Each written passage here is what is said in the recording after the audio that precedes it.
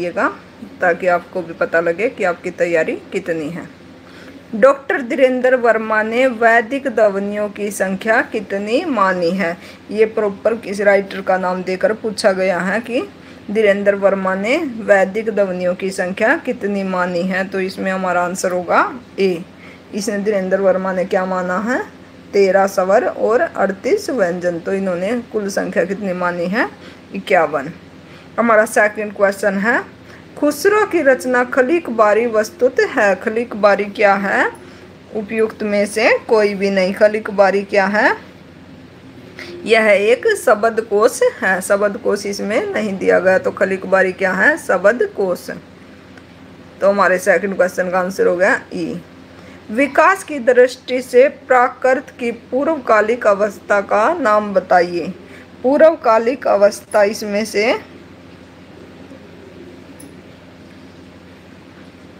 प्राकृत की पूर्वकालिक अवस्था है पाली। पश्चिम हिंदी की 2 बोलियों का सही युग्म है। 2 बोलियों का सही युग्म क्या है? खड़ी बोली। खड़ी बोली क्या है? बुंदेली। पश्चिम की है खड़ी बोली और बुंदेली। तो हमारा आंसर हो गया बी। नेक्स्ट क्वेश्चन है, खड़ी बोली के लिए सुनीति कुमार चटर्जी ने क्या शब्द प्रयोग किया है? सुनीति कुमार चटर्जी ने इसका जनपदीय हिंदुस्तानी शब्द प्रयोग किया। जनपदीय हिंदुस्तानी। नेक्स्ट हमारा, देवनागरी लिपि में ए की 12 खड़ी स्वर ध्वनियों के स्थान पर प्रयुक्त करने का सुझाव किसने दिया है? यह सुझाव किसने दिया था? काका कालेलकर। किसने दिया था? काका कालेलकर। तो हमारा आंसर हो गया बी, काका कालेलकर। निम्नलिखित में से कौन सा कथन अधिक उपयुक्त है? ये हम कथन देख लेते हैं। ये पिछले एग्जाम में जो बीपीएससी के हुए थे वही पेपर है। देवनागरी का नाम गुजरात के नागर ब्राह्मणों के कारण पड़ा।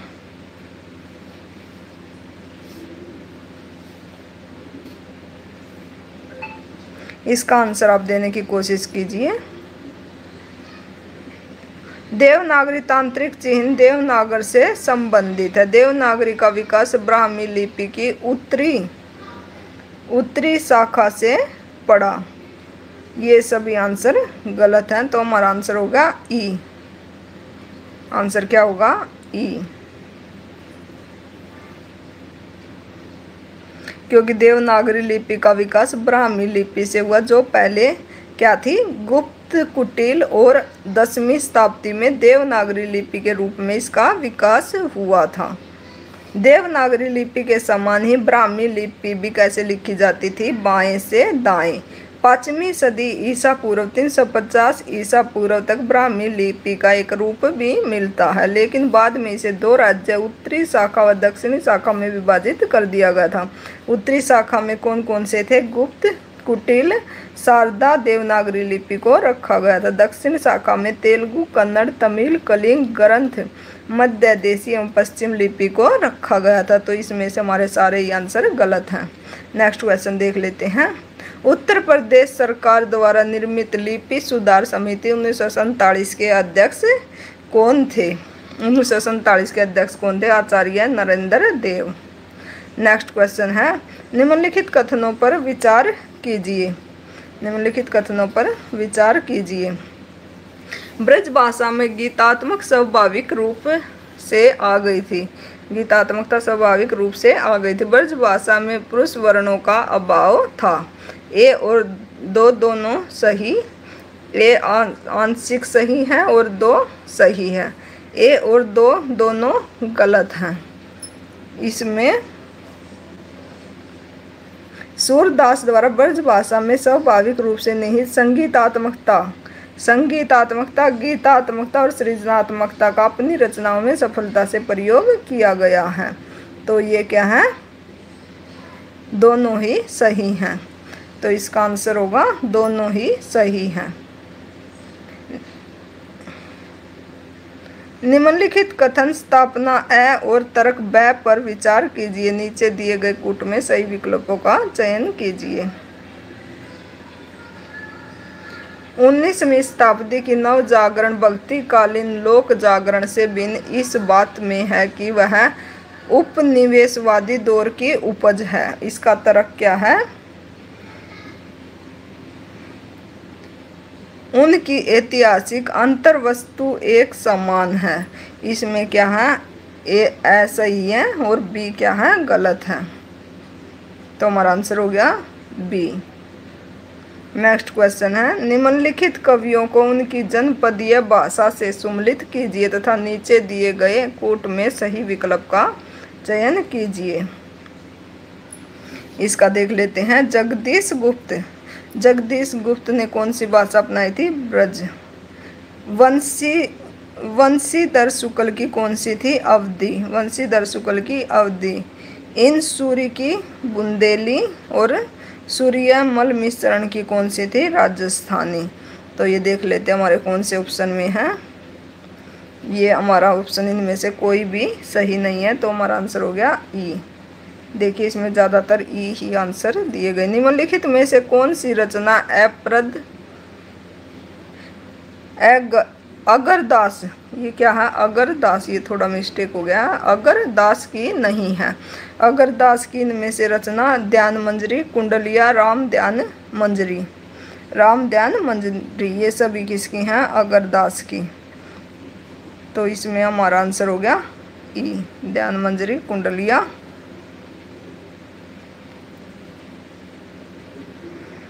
तो इसमें आंसर आएगा ई। निम्नलिखित काव्य पंक्तियों को उनके रचनाकारों के साथ सम्मिलित कीजिए। ये काव्य पंक्तियां दी गई हैं, सम्मिलित करनी है।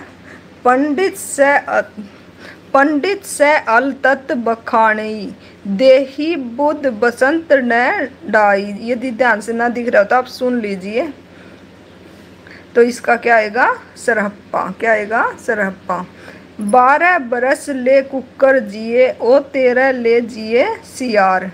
ये किसकी पंक्तियां हैं? ये पंक्तियां हैं जगनिक की। बड़ कौशल तू है राधे की नल, कन्हाई लोचन आदे। ये किसकी पंक्तियां हैं? विद्यापति की। जाति ओछा पाती, ओछा जन्मू हमारा। ये किसकी पंक्तियां हैं? रैदास की। तो ये देख लेते हैं हमारा आंसर कौन सा सही है। हमारा आंसर होगा सी। कौन सा हमारा आंसर? सी। प्रकाशन वर्ष की दृष्टि से निम्नलिखित काव्य कृतियों का सही अनुक्रम है। सही अनुक्रम क्या है? कुकुरमुता कब प्रकाशित हुई थी? 1941 में। विष्णु प्रिया 1957, आंगन के पार द्वार 1961, चांद का मुंह टेढ़ा 1964। तो हमारा आंसर कौन सा सही होगा? बी। कुकुरमुता 1941, विष्णु प्रिया 1957, आंगन के पार द्वार 1961, चांद का मुंह टेढ़ा 1964। तो हमारा आंसर इसमें कौन सा सही है? बी।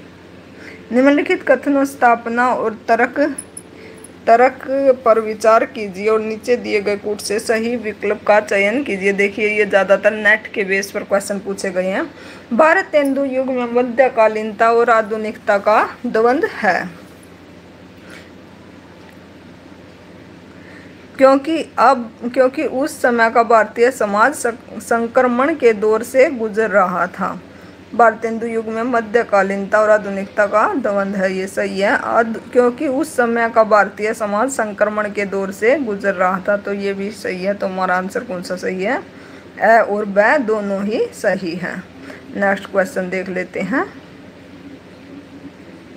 द्विवेदी युगीन कविता की मुख्य प्रवृत्तियाँ क्या हैं? द्विवेदी युग की मुख्य प्रवृत्तियाँ क्या हैं? स्वच्छंदतावाद। स्वच्छंदता क्या है? स्वच्छंदता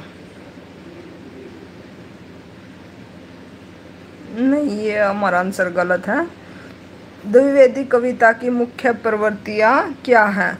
द्विवेदी युग की मुख्य प्रवृत्तियाँ क्या थी? ये है समाज सुधार, ये भी है गीति काव्य की प्रचुरता। स्वच्छंदता तो किसकी थी? ये थी प्रयोगवाद की। इतिवृत्तात्मकता किसकी थी? द्विवेदी युग की। तो हमारा आंसर कौन सा होगा? सी। नेक्स्ट देखिए, सिद्धों से संबंधित रामचंद्र शुक्ल के कौन से कथन सही है? सिद्धों से संबंधित ब्रजयान में आकर महासुखवाद का प्रवर्तन हुआ था। ये हमारा रामचंद्र शुक्ल का कथन यही सही है। ब्रजयान में आकर महासुखवाद का प्रवर्तन हुआ था। नाथ पंथ सिद्धों की परंपरा से नहीं निकलता, ये गलत है।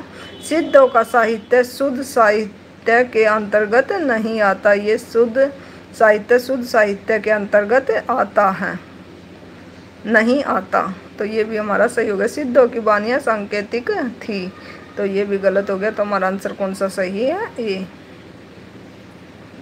निम्नलिखित रचनाओं को उनके रचनाकारों के साथ सम्मिलित कीजिए।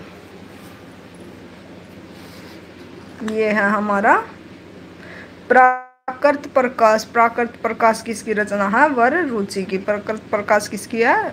वर रुचि की। सर्वकाचार किसकी है? देवसेन की। प्रबंध चिंतामणि किसकी है? जैन आचार्य मेरुतंग की। कुमारपाल प्रतिबोध किसकी है? सोम परब सूरी की। प्राकृत प्रकाश किसकी थी? वर रुचि। और श्रवकाचार देवसेन। प्रबंध चिंतामणि किसकी थी? जैन आचार्य की। तो ये आंसर कौन से में सही है? पहले का दो किसी में भी नहीं है, तो हमारा आंसर क्या हो गया? ई।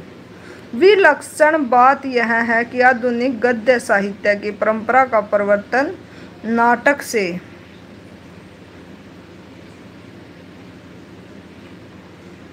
हुआ है। उपयुक्त कथन किस आलोचक का है? यह किस आलोचक का है? यह है रामचंद्र शुक्ल जी का। प्रकाशन वर्ष के अनुसार निम्नलिखित उपन्यासों का सही अनुक्रम क्या है? प्रकाशन के अनुसार पूछा गया है। तो इसमें सुहाग के निपुर कब लिखा गया था? 1960 में। मानस का अंश 1972। सुहाग के निपुर 1960, मानस का अंश 1972। खंजन नयन कब लिखा गया था? 1981। और पीढ़ियाँ 1990। तो ये देख लेते हैं। 4, 1, 3, 2। तो हमारा आंसर क्या सही होगा? बी। नीचे दो कथन दिए गए हैं। कथन है समर्पण सगुण भक्ति का मूल है। समर्पण किसका है? सभक्ति का मूल है। कथन इसका भक्ति आंदोलन एकमात्र अद्वैतवाद से प्रभावित है। 1 और 2 दोनों सही है, 1 गलत है और कथन 2 सही है। 1 और कथन 2 दोनों गलत हैं। इसमें से ये क्या आएगा हमारा आंसर? ई। पहली ताव ने अनुराई गोरी मुँह कलसम अठई पुनि उनम पंडियली चंदस। प्रकृत काव्य पंक्तियाँ किस कवि की हैं? ये पंक्तियाँ किस कवि की हैं? हेमचंद्र की। देखिए पंक्तियाँ भी कितनी पूछी गई हैं। स्वयंभू का रामायण को हिंदी का सबसे पुराना और सबसे उत्तम काव्य किसने माना है? ये किसने माना है? राहुल साकृत्यायन ने। स्वयंभू का रामायण को हिंदी का सबसे पुराना और सबसे उत्तम काव्य किसने माना? राहुल साकृत्यायन ने। प्लीज़ आप भी कमेंट में आंसर देते रहिए ताकि आपको पता लगे आपकी तैयारी कितनी है। प्रेम का पीर ही लेकर इसकी वाणी। ये क्या है? ये क्वेश्चन थोड़ा सा हमें समझने में प्रॉब्लम हो रही है क्योंकि इसका शायद फोटो अच्छे से नहीं आया है। प्रेम का पीर ही लेकर इसकी वाणी का प्रादुर्भाव हुआ है। प्रेम मार्ग का ऐसा प्रवीण और धीर पथिक तथा जबादानी का ऐसा दावा रखने वाला ब्रज भाषा का कोई दूसरा कवि नहीं है। आचार्य रामचंद्र शुक्ल ने कथन किसके लिए कहे हैं? ये कथन उन्होंने किसके लिए हैं? गणानंद के लिए। तो हमारा आंसर क्या सही हो गया यहाँ पर? सी, गणानंद। प्लीज़ आपको समझना आए तो थोड़ा आवाज़ सुन लेना मेरी, क्योंकि शायद इसको देखने में थोड़ी प्रॉब्लम होगी। पंत जी ने समाजवाद के प्रति भी रुचि दिखाई है। पंत ने समाजवाद के प्रति भी रुचि दिखाई है और गांधीवाद के प्रति भी। ऐसा प्रतीत होता है कि लोक व्यवस्था के रूप में तो समाजवाद की बातें उन्हें पसंद हैं और व्यक्तिगत साधना के लिए गांधीवाद की बातें। पंथ के संबंध में यह कथन किस आलोचक का है? यह कथन किसका है? रामचंद्र शुक्ल का।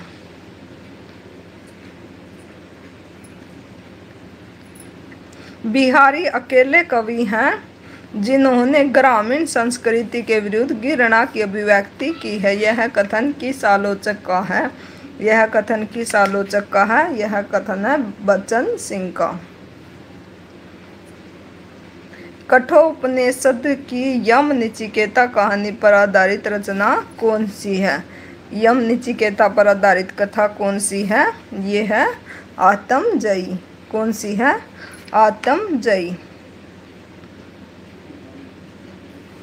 यह किसकी रचना? कुंवर नारायण सिंह की। किसकी रचना? ये कुंवर नारायण सिंह की।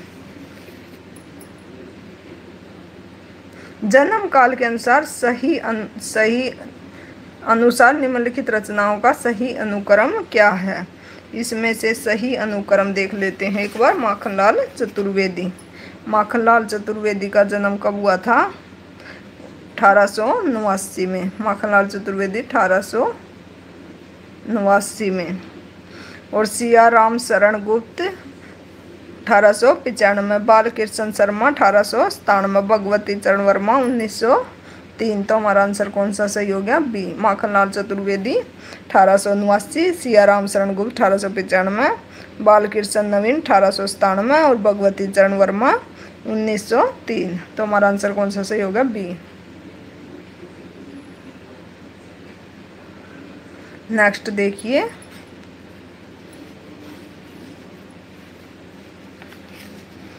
नई कहानी आग्रहों की कहानी नहीं है, प्रवृत्तियों की हो सकती है और उनका मूल स्रोत है जीवन की यथार्थबोध और इस यथार्थ को लेकर चलने वाला वह विराट मध्य और निम्न मध्य वर्ग है जो अपनी जीवन शक्ति से आज के दुर्दांत संकट को जाने अनजाने झेल रहा है। नई कहानी के संदर्भ में उपयुक्त कथन किस लेखक का है? ये किस लेखक का है? यह है कमलेश्वर की नई कहानी के संदर्भ में कहा गया है। कमलेश्वर इसमें बी शमशानी, शिव प्रसाद सिंह, राजेंद्र यादव का ये नहीं है।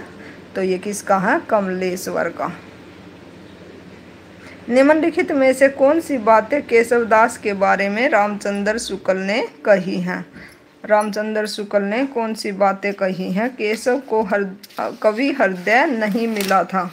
केशव को क्या नहीं मिला था? कवि हृदय। ये सही है, कवि हृदय इसको नहीं मिला था। किसने कहा था? रामचंद्र शुक्ल ने केशव के बारे में। उनमें वह सहृदयता और भावुकता भी न थी जो एक कवि में होनी चाहिए। ये भी सही है। वे संस्कृत साहित्य से सामग्री लेकर अपने पांडित्य और रचना कौशल की दाग जमाना चाहते थे। ये भी सही है। तो हमारा आंसर क्या हो गया? ए। हिंदी साहित्य के इतिहास का काल विभाजन और नामकरण करते हुए ब्रज का कृष्ण काव्य नामकरण किस साहित्य इतिहासकार ने सुझाया था? किस साहित्यकार ने सुझाया था? जॉर्ज ग्रियर्सन ने। जॉर्ज ग्रियर्सन ने। आध्यात्मिक रंग के चश्मे आजकल बहुत सस्ते हो गए हैं। रामचंद्र शुक्ल ने यह कथन टिप्पणी किस कवि के संदर्भ में कही है? किस कवि के संदर्भ में कही है ये इसने?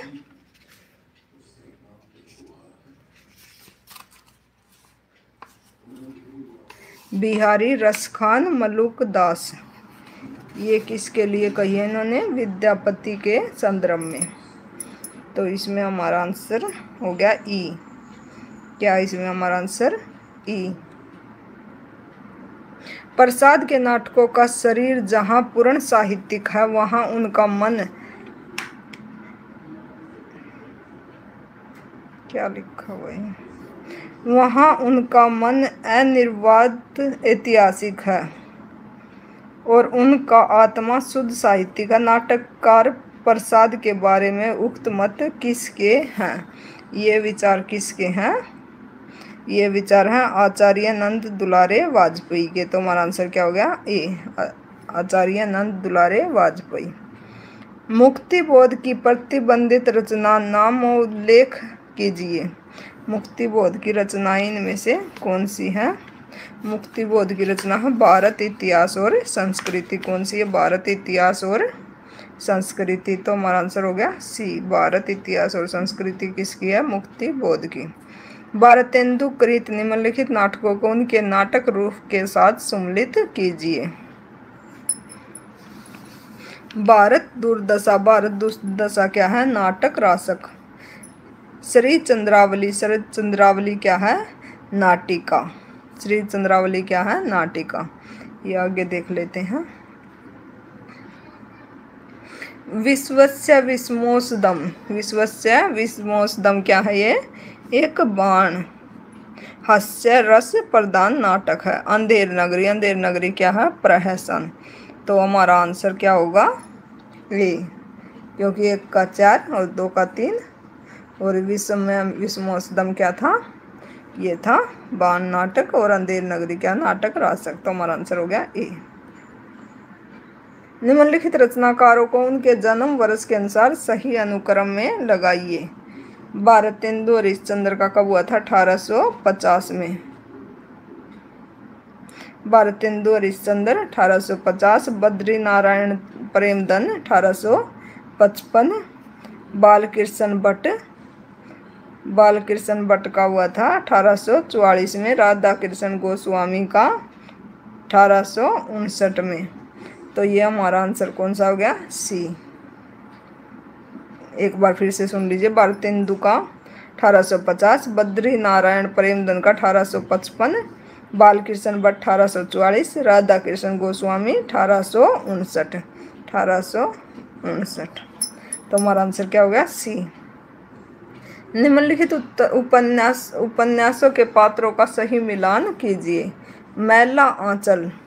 मैला आंचल में कौन सा पात्र था? इसमें था हरगोरी। मैला आंचल हरगोरी। नदी के दीप डॉक्टर भुवन। गोदान में कौन था? अमरपाल सिंह। झूठा सच डॉक्टर प्राणनाथ। तो इसमें हमारा आंसर हो गया बी। हमारा आंसर कौन सा हो गया? बी। आदिकाल नाम किसने दिया? आदिकाल नाम किसने दिया था? हजारी प्रसाद द्विवेदी ने। आशा जियो जग मरे, लोग मरे मरी जाई, सोई मुवे धन संचय, सो उबरे जे खाई। किस कवि की पंक्तियां हैं? ये किस कवि की पंक्तियां हैं? ये पंक्तियां कबीर दास की साखी से ली गई हैं। किसकी है ये? कबीर दास की। तो हमारा आंसर हो गया ई। नेक्स्ट देखिए। पंडित विश्वनाथ प्रसाद मिश्र ने उत्तर मध्यकाल को क्या नाम दिया है? विश्व प्रसाद ने क्या नाम दिया? विश्वनाथ मिश्र ने क्या नाम दिया है? विश्व तो श्रृंगार करता है। इसे हम कैसे याद रखेंगे? विश्व तो श्रृंगार करता है, श्रृंगार काल। फीकी पे नीकी लगे कही समय विचारी, सब कऊ मन हर्षित करे जो विवाह। किस कवि की रचना है? ये किस कवि की रचना है? कवि वरेंद्र की। फीकी पे नीकी लगे कहिए समय विचारी, सबके मन हर्षित करे जो विवाह। किस कवि की रचना है? कवि वरेंद्र की। मेंढ तोड़ दी किस एकीकार की रचना है? मेंढ तोड़ दी किस एकीकार की रचना है? यह है लक्ष्मी नारायण मिश्र की। लक्ष्मी नारायण मिश्र की एकांकी है। रामदरस मिश्र का 1999 ईस्वी में प्रकाशित साक्षात्कार है। राम नरेश मिश्र का कौन सा है? अंतरंग।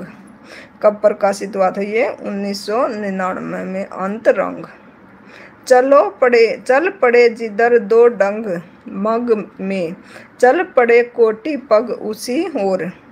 ये किसकी पंक्तियां हैं? ये हैं सोहनलाल द्विवेदी की। तो इसमें सोहनलाल द्विवेदी नहीं दिया गया। तो हमारा आंसर हो गया ई। चल पड़े जिधर दो डंग मग में, चल पड़े कोटि पग उसी में। मनु भंडारी का संग्रह नहीं है। मनु भंडारी का संग्रह इनमें से कौन सा नहीं है? लंदन की रात कहानी किसकी है? निर्मल वर्मा की। लंदन की रात किसकी है? निर्मल वर्मा की। मैं हार गई यही सच है, ये किसकी है? मनु भंडारी की।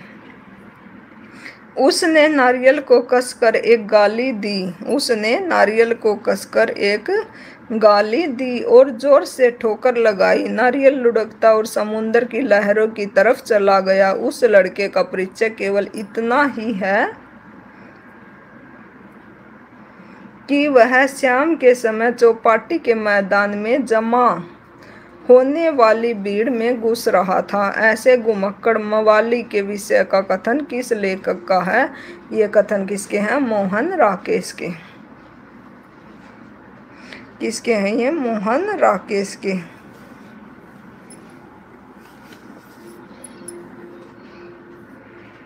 नेक्स्ट क्वेश्चन है, हरिशंकर परसाई की व्यंग्य रचना है। हरिशंकर परसाई की व्यंग्य रचना रेशमी टाई, सुंदर कली, बैठे ठाले।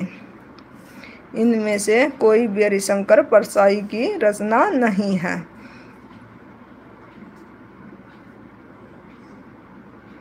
रेशमिटाई किसकी है? रामकुमार वर्मा की। रेशमिटाई किसकी है? रामकुमार वर्मा की।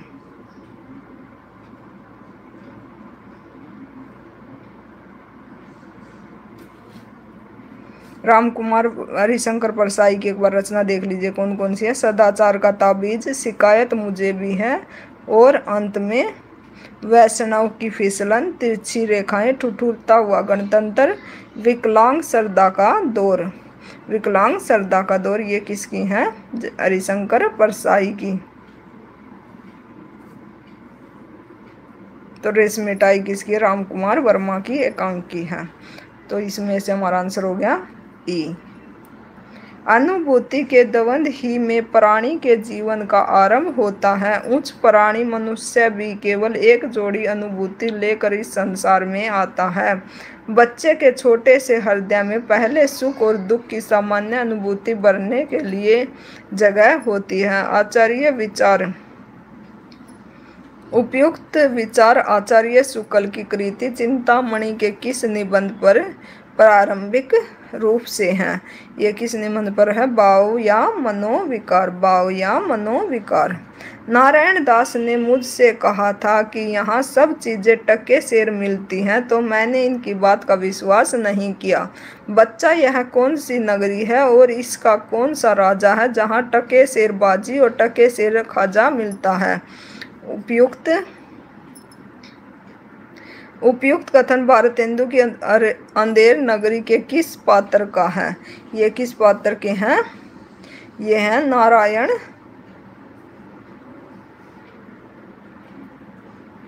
नारायण दास कोतवाल गडरिया। ये हैं इनके गुरुजी के। किसके हैं ये? गुरुजी के, महंत जी के। तो हमारा आंसर हो गया ई, महंत जी के। पर्दा उठने पर अंधेरे में सुनाई देता है समेत स्वर। दम शरण गच्छामि, संग शरण गच्छामि, बुद्ध शरण गच्छामि। उपयुक्त अनुवाद किस नाटक कृति के प्रथम अंक से प्रारंभ किए गए हैं? ये किस से प्रारंभ किए गए हैं? ये देख लेते हैं हम।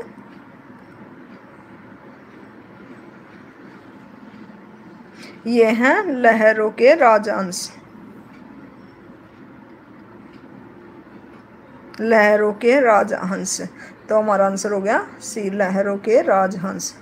कमलेश्वर की कहानी नहीं है। कमलेश्वर की कहानी कौन सी नहीं है? दोपहर का भोजन। ये किसकी है? अमरकांत जी की। दोपहर का भोजन कमलेश्वर की नहीं बल्कि ये किसकी है? ये है अमरकांत जी की। बाकी गर्मियों के दिन नीली झील किसकी है? कमलेश्वर की। नेक्स्ट देखिए, गंगा के पार झूमी।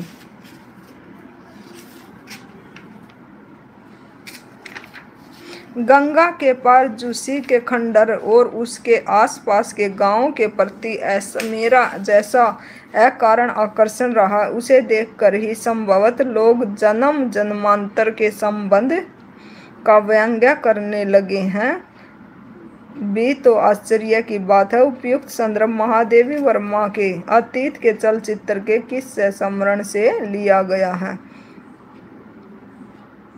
किस सहसमरण का अंश है? यह किस सहसमरण का अंश है? गीस। ये के देख लेते हैं, रामा, बाबी और गीसा, तो ये किसके अंश हैं? गीसा के। आषाढ़ का पहला दिन और ऐसी वर्षामान डैश ऐसी धारादार वर्षा दूर दूर तक उपकाएं भीग गई डैश और मैं भी तो देखो न माँ कैसी भीग गई। उपयुक्त अनुवाद मोहन राकेश के नाटक आषाढ़ का दिन में किसका है? ये किसके कथन है? ये कथन है नायिका मल्लिका के, नायिका मल्लिका। तो इसमें आंसर हो गया हमारा ई। नई समीक्षा नए संदर्भ किसकी आलोचनात्मक पुस्तक है? नई समीक्षा नए संदर्भ किसकी आलोचनात्मक पुस्तक है? यह पुस्तक है डॉक्टर नगेंद्र की। किसकी है? डॉक्टर नगेंद्र की। पंडित कामता प्रसाद गुरु ने हिंदी व्याकरण की पुस्तक का नाम क्या है? कामता प्रसाद गुरु के पुस्तक का नाम है सत्य, प्रेम, पार्वती और यशोदा, भौमासुर वध, विनय पचासा,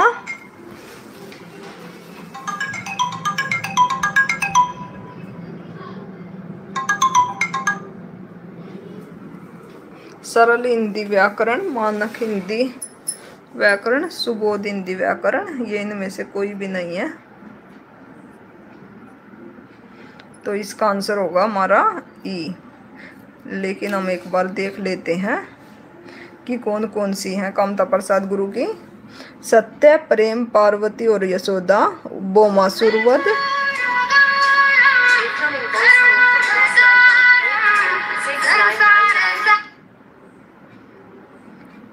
पद पुष्पावली, सुदर्शन, हिंदुस्तानी शिष्टाचार किसकी है? ये कामता प्रसाद गुरु की। तो हमारा आंसर होगा ई। डॉक्टर भोलानाथ तिवारी की भाषा विज्ञान की पुस्तक का नाम क्या है? भोलानाथ तिवारी की पुस्तक का नाम है भाषा विज्ञान। हिंदी के उत्क्षिप्त व्यंजन का चयन कीजिए। उत्क्षिप्त व्यंजन इनमें से कौन सा है? उत्क्षिप्त व्यंजन है, उत्क्षिप्त व्यंजन कौन से हैं? ढ और ढ। ये क्या है? उत्क्षिप्त व्यंजन। ये थोड़ा बनाने में शायद दिक्कत हो रही है, तो ये क्या हो गया? बी। तद्धित प्रत्यय युक्त शब्द का चयन कीजिए। तद्धित प्रत्यय युक्त शब्द कौन सा है? खटिया, खाट, खाट का खटिया। संकर शब्द का चयन कीजिए। संकर शब्द इनमें से कोई भी नहीं है, क्योंकि अंजलि, कन्हैया और सुतनी ये सब रूढ़ शब्द हैं। नमस्ते का सही संधि विच्छेद है। नमस्ते का सही संधि विच्छेद क्या होगा? नम प्लस ते, नम प्लस ते, नम प्लस ते। तो ये क्या हो गया? इसका विसर्ग संधि। तो हमारा आंसर हो गया ई। चयन शब्द का सही संधि कीजिए। चयन की सही संधि विच्छेद क्या होगा? इसका है अयादि संधि। चयन की कौन सी संधि है? अयादि। चे प्लस अन, चे प्लस अन।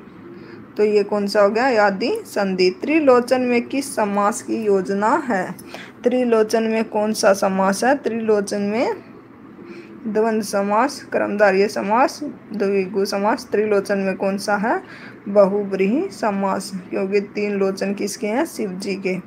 संख्या में बस 11 बच्चे दौड़ रहे हैं में कौन सा पदबंध है? संज्ञा पदबंध, सर्वनाम पदबंध। इसमें कौन सा पदबंध है? विशेषण पदबंध। तो हमारा आंसर होगा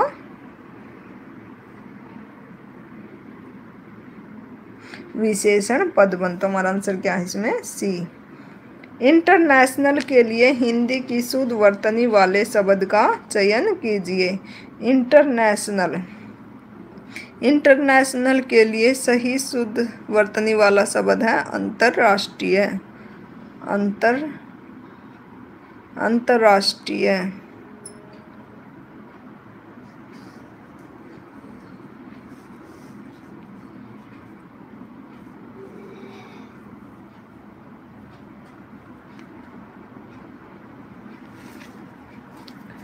तो इसमें हमारा आंसर होगा सी। सेना का पर्यायवाची शब्द है। सेना का पर्यायवाची शब्द क्या है? सेना के पर्यायवाची इनमें कटक। सेना के पर्यायवाची देख लेते हैं। फौज, कटक, अनी, दल, अनिकिनी, चुमू, लश्कर, पलटन, अनीक, चतुरांगनी और वाहिनी। ये किसके पर्यायवाची हैं? सेना के। असन का अर्थ भोजन है, तो समरूपी भिन्नार्थक शब्द असन का क्या अर्थ होगा? तो असन का अर्थ क्या होगा?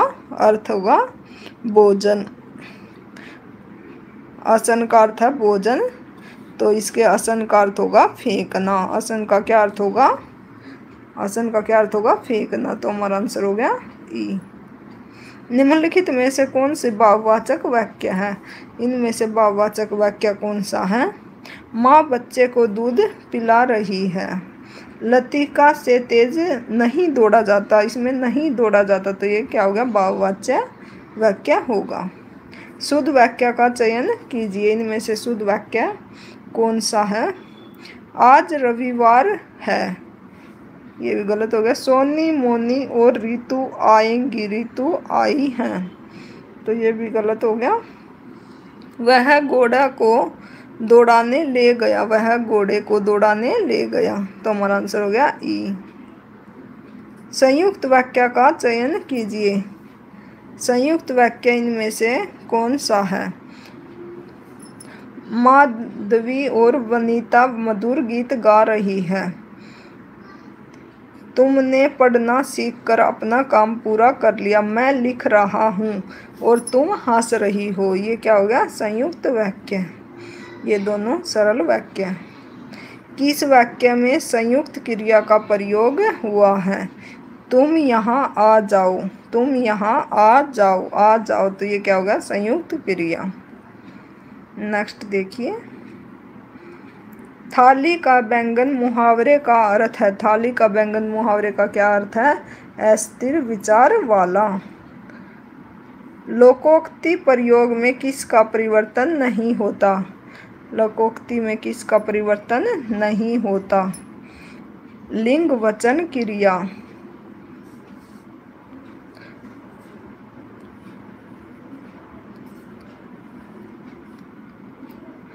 लोकोक्ति में किसी चीज का भी परिवर्तन नहीं होता, तो हमारा आंसर हो गया ई।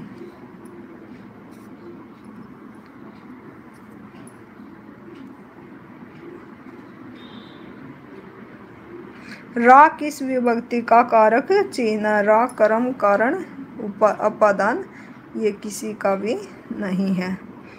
रा शब्द किस में आएगा? संबंध कारक में। का, के, की, ना, ने, री, रा, रे, री, संबंध कारक में। परिभाषिक शब्द निर्माण में कौन सा सिद्धांत नाम सामने नहीं आया है?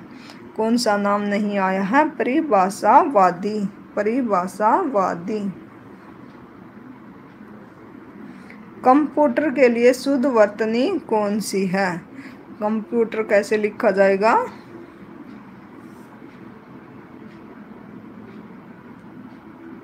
ये देखिए, कंप्यूटर। कंप्यूटर,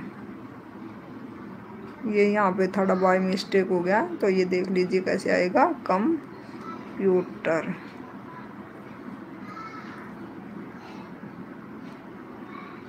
तो इसमें हमारा आंसर है सी। नूतन ब्रह्मचारी का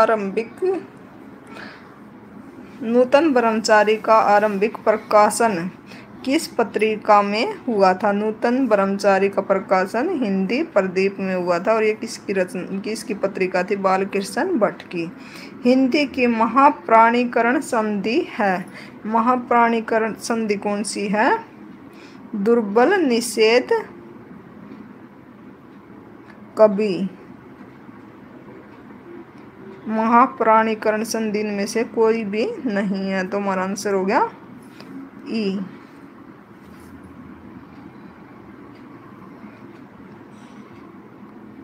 क्योंकि हिंदी में कौन कौन सी संधि होती है? स्वर संधि, व्यंजन संधि और विसर्ग संधि। दुर्लभ, निषेध और कभी कोई संधि नहीं होती। और इसके अतिरिक्त हिंदी की कौन सी संधियाँ होती हैं? महाप्राणीकरण, गोशीकरण, हस्वीकरण, आगम व्यंजन लोपीकरण और स्वर व्यंजन लोपीकरण। ये था हमारा प्रैक्टिस सेट 2। आई होप आपने भी आंसर देने की कोशिश की होगी। Thank you for watching. ऐसे ही प्रैक्टिस करते रहिए और अपनी तैयारी को मजबूत करते रहिए। Thank you for watching.